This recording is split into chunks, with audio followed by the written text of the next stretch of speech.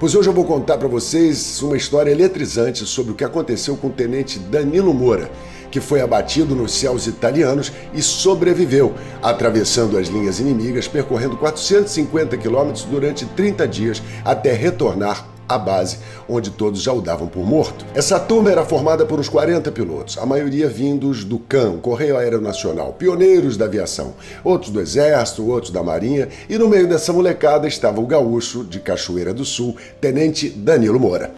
As redes sociais e o WhatsApp têm a capacidade de espalhar boas histórias. Desta vez, o protagonista foi um cachoeirense. Neste vídeo do ator Nelson Freitas, ele explica de forma didática a aventura cinematográfica do aviador Danilo Marques Moura. O vídeo se espalhou pelo município e também em outros lugares, tamanha façanha. Mas quem foi Danilo Moura? Quais as suas relações familiares, os laços com Cachoeira do Sul e por que este episódio da vida dele foi tão marcante para os anais da aviação brasileira? Nós vamos contar todos esses detalhes nessa reportagem. No dia 30 de junho de 1916, nascia Danilo Marques Moura, o caçula de 5 filhos do casal Gilberto da Silva Moura e Maria Emília Marques Moura, pais de Osmar, Nero, Alzira e Odete. Sabe aquele ditado, criar os filhos para o mundo? Pois é, nesse contexto a família Moura não só ganhou o mundo, como foi parar no céu. O início de tudo começou com os irmãos Osmar e Nero, que logo cedo foram matriculados na Escola Militar de Porto Alegre. O gosto pela carreira foi crescendo entre os irmãos. Osmar seguiu para o Exército e Nero para a Aeronáutica, onde se tornou um dos maiores nomes da aviação no Brasil. Ele foi o responsável pela criação do antigo Ministério da Aeronáutica e da Força Aérea Brasileira. Ainda muito novo, Danilo permaneceu no interior de Cachoeira do Sul, junto com os pais agricultores. Com o enorme desejo de seguir os passos do irmão, estabilizado no cenário militar, a família se mudou para Porto Alegre. Bancado por Nero, Danilo seguiu a carreira de aviador. A formação inicial foi no Aeroclube do Rio Grande do Sul, evoluindo para cursos no restante do país e nos Estados Unidos. Todo esse processo de evolução da dupla na aviação foi acompanhado de perto por Teresa Borchá.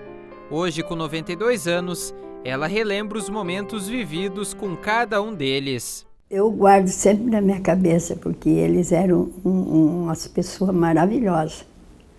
Umas pessoas que nunca fizeram mal para ninguém, trabalhavam. O Nero era piloto daqueles avião Santa Pua, né? E ele que comandou a guerra aquela, né? E aí foi quando aconteceu com o Danilo.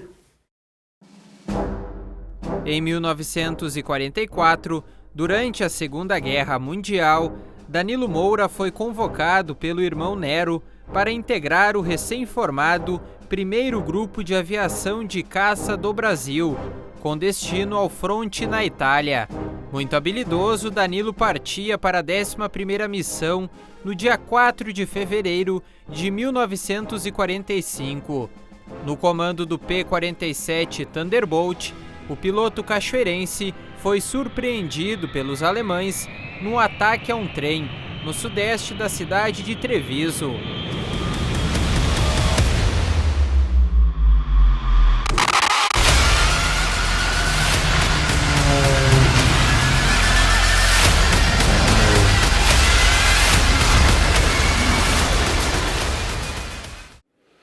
E quando ele bombardeou um trem, ao observar o estrago, né, do bombardeio que ele tinha feito, ele percebeu que tinha sido atingido e começou a ver a fumaça e o óleo a escorrer do motor do seu avião. Obviamente, né, pelas normas de guerra, ele logo ejetou, abriu o paraquedas, só que o avião já estava muito próximo do solo. E ao abrir o paraquedas, ele caiu, o tombo dele foi muito grande porque já estava muito próximo do chão. E ao cair, ele mordeu a língua, ficou com a boca seriamente machucada. E até que ele tomou consciência, o avião foi para um lado, ele para o outro. Até o avião, obviamente, explodiu. Quando ele tomou consciência do que tinha acontecido, ele ficou muito assustado, era inverno, muito frio. E a primeira reação dele foi olhar o que tinha em volta. E ele então se acomodou num monte de palha seca e tentou dormir ali. Logicamente, ele não dormiu aquela noite inteira, preocupado com a situação dele, com o que aconteceria. A partir daí, Danilo começava uma jornada marcante em território inimigo. Desafiando todos os treinamentos de escape passados pelo Exército, o segundo-tenente caminhou 386 quilômetros durante 28 dias. As histórias dessa fuga cinematográfica ainda são desencontradas. Danilo teria passado a primeira noite em um monte de feno, em uma fazenda próxima. O objetivo era chegar em Pisa, no sul da Itália, onde estava a base aliada. Para atravessar as linhas inimigas, o aviador foi muito calculista e discreto entre os alemães. Regina Moura, filha mais velha que reside no Rio de Janeiro, conta que o pai nunca compartilhou abertamente o episódio vivido. Segundo ela, tudo parecia uma grande mentira nessa história digna de um filme. Eu estava achando que era tudo mentira. Aí ia para os jornais. Aí por que manda a gente se retirar? Né? A gente podia ficar ouvindo ele falar, né? Não, ninguém ficava. Ele não contava nada da história, nada. Aí não emitia opinião. Poucas frases depois eu ouvi quando eu era já mais velho, e ele também. É verdade que ele andou em linhas inimigas, tá? Total, atravessou os Apeninos a pé, junto com outros prisioneiros. Não é mentira que ele entrou dentro de um barbearia, e tinham alemães lá dentro, e ele entrou e continuou. Depois foi aceito, foi feito a barba, porque ele viu que ele estava muito ruim, entendeu?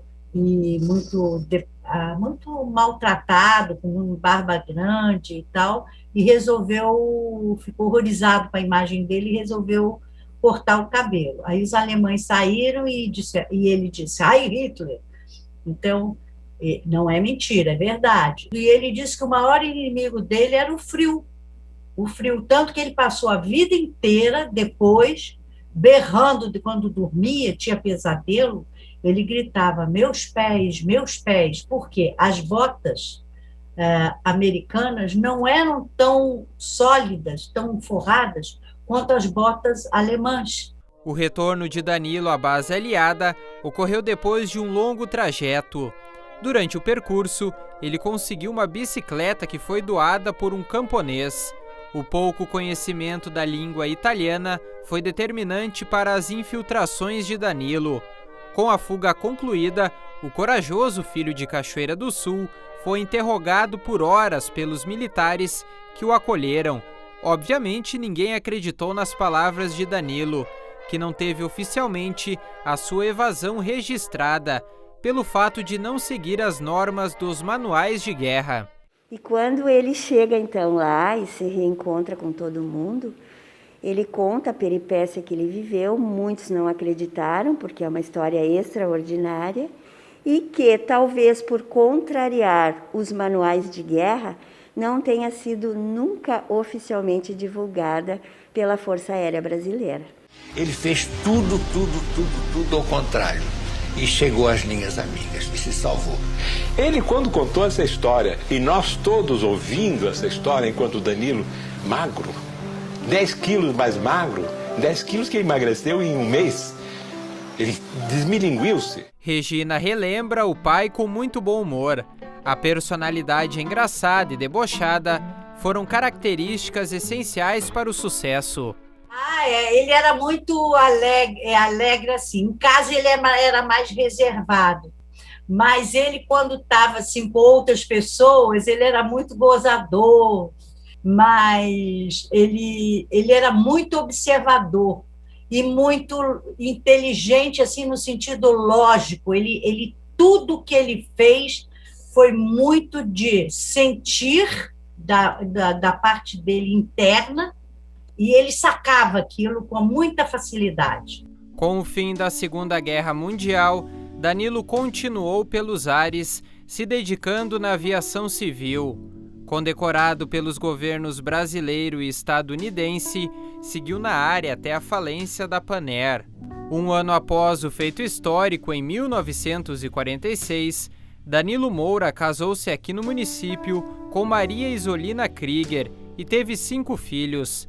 Posteriormente, seguiu os passos do pai na agricultura com a produção de café em Goiôerê, no Paraná. O segundo-tenente esteve algumas vezes em Cachoeira. No entanto, as visitas sempre foram discretas para os olhos da população. E disse que ele gostava muito de andar pilchado. Mas sempre. Sempre? Sempre de bombacha, de chapéu. Lá no correio, todo mundo ficava olhando. Todas as vezes que ele vinha para Cachoeira do Sul, ele vinha pilchado. Sempre. Sempre. Não botava roupa, era só pilchado. Aí perguntaram para mim, por que tu anda desse jeito aí? Dizendo, mas eu sou gaúcho. Gaúcho tem que usar o que tem. As lembranças de Danilo no município são poucas. Aqui nas proximidades do aeroporto que leva o nome do seu irmão Nero Moura, está a rua Danilo Marques Moura. Uma mínima recordação ao aviador, que mesmo assim teve a sua façanha eternizada ainda no ano de 1945. Logo após a chegada da jornada épica, no reencontro com o irmão, que já tinha escrito a carta de despedida pronta para enviá-la à mãe, tudo virou festa. A comemoração dos irmãos inseparáveis, junto com integrantes do Sentapua, grito de guerra do grupo de aviação, resultou na criação da Ópera do Danilo, que todo ano é encenado no dia 22 de abril, em forma de homenagem ao Dia da Aviação de Caça. Nós ouvimos essa história e eram de tal maneira fantástica, que nós então, olhando um para o outro, dissemos, isso vale uma ópera. A Ópera do Danilo narra, em 5 atos, a saga do Tenente Danilo, que nos ajuda a entender como a história traduz o que pensam os pilotos da aviação de combate. E assim, a ópera foi pela primeira vez encenada, ainda na Itália, como uma brincadeira, pelos próprios colegas, surpresos por Danilo ter sobrevivido por tanto tempo e ter regressado às linhas aliadas. Seu nome é Danilo de Moura. Danilo Marques Moura faleceu no Rio de Janeiro em 14 de maio de 1990, aos 74 anos, vítima de problemas neurológicos. A filha Regina prepara no futuro a criação de uma biografia do pai, contando em detalhes os passos desse herói de guerra. Também não está descartado a produção de um filme. O que eu admiro muito em vocês de Cachoeira é essa vontade da sociedade se juntar para manter o seu patrimônio cultural, não é, histórico. Eu acho isso fantástico. Eu estou escrevendo as coisas que eu sei mais. Então, essas eu já estou escrevendo. Depois é que eu vou unir para fazer o livro, tá? Agora, o filme é outro problema. Todo mundo quer fazer, mas não é fácil.